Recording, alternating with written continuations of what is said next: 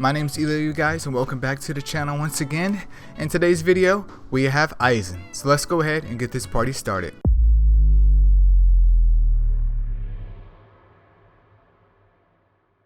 Alright, so you can see that I like Aizen, which is no surprise there, especially as a free-to-play player. Like, I probably won't get Aizen until like the end of time, just because it's just so many war souls to get him. Well, not war souls, but so many shards to get him, and I'm not even at the 1/3 mark yet, so rest in peace. But I figured I would go ahead and do this review anyways. We can see right here, though, he is an Azure Dragon, which is always nice to have. His specialty is an attacker. He's high single target damage, and his main selling point is also to disorientate, which we all know progression through the story is actually annoying. Not game breaking, but annoying. But let's go over here and take a look at his combo skill first. Alright, so we have Haido 63. Raikaho, it deals damage to a single enemy and steals 15% of the target's damage rate. There's also a 30% chance to disorientate the target for 1 round. This is when the target, as we've seen before in the story, will just attack someone else in your squad. I mean, it's only a normal attack, I believe. I don't think it's anything like, I'm not sure if they do their skills. They may do their skills, but from what I've seen, it's just normal attacks, which still can be annoying if you have a DPS attack another DPS, which is always bad news bears. And then the 15% for the target's damage rate isn't super big, but I could still see how that could be a potential problem, because you are stealing, in some shape and form, you're stealing DPS from that target. And especially for like the back row characters, that can be very annoying, or even like the tank type characters that are usually up front. If you're stealing DPS away from them, that might end up messing their skills up, or that could end up just giving them just subpar damage, especially on their rage skill, which would be a massive F word. And the skill damage on it is actually higher than average. I based skill damage off like 150% as the average, and this is 160%. So the damage on it is going to be pretty nice, which is expected of someone as OP as Aizen.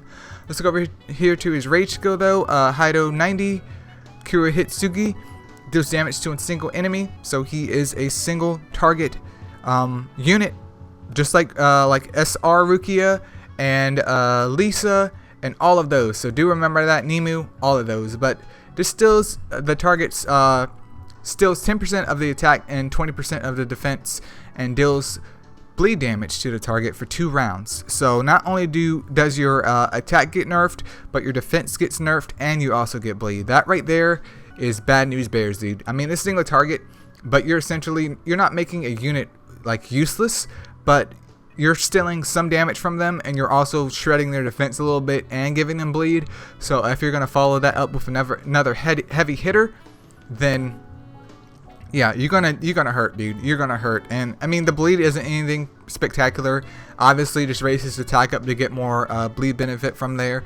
But it is what it is. It's not like OP as we've seen in the story, but I could definitely see how this could be at the very minimum annoying.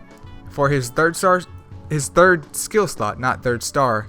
Obviously, his attack gets boosted up to help go with that bleed and his overall damage. And then for his 4th skill slot, which is his passive, the Traitor's Center. Defense of all characters decreases by 10%. Once an enemy dies, the damage rate of all Hueco Mundo allies increases by 4%.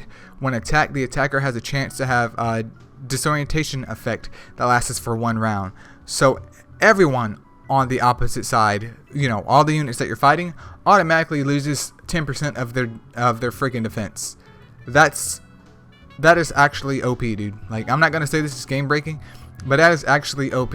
I mean, it doesn't matter what type you are, you already lose 10%, and if you combine that with his rage skill, then I'm assuming that you're losing out on 30% of your defense just from his skills alone, not taking into factor anyone else with war souls that may, decrease defense if they attack you.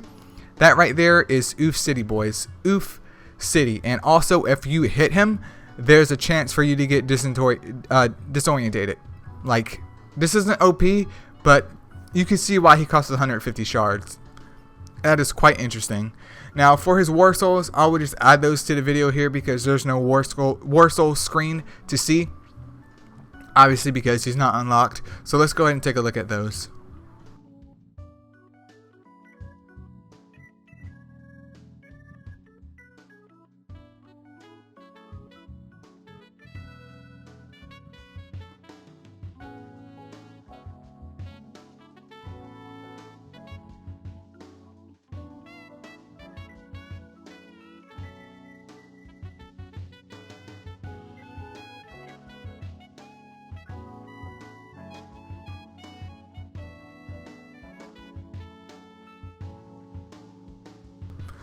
And alright, since the War Soul's out of the way, let's take a look at his talent real quick, which is in the Battle Arena and Kenpachi contests. Attack, defense, and HP of all characters are increased by 2.4%.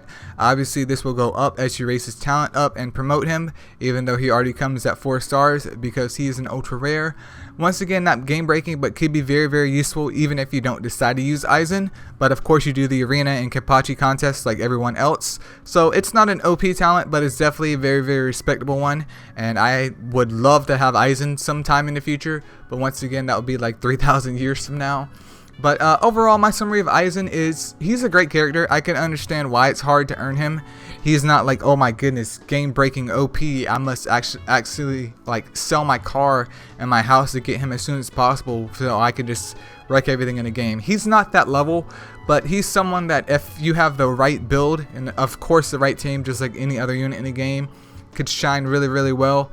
I could see him being easy to use, easily replaceable for someone else.